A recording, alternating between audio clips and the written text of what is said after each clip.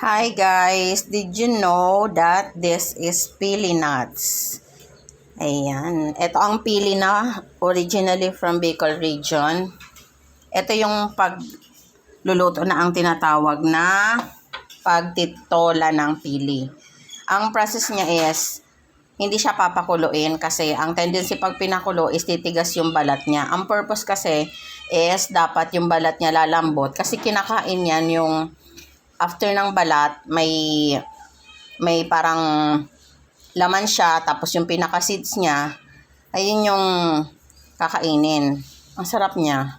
And ayan, binabalatan na ng kapatid ko. Sinasawsaw niya sa Bear Brand powder milk. Ewan ko, gusto niya. Pero ako, mas gusto ko siyang kainin na raw lang siya kasi it brings back memories of the childhood. Ang nito, ang lasa nito is very unique. Basta masarap siya para sa akin kasi nga kinakain ko to nung bata ako.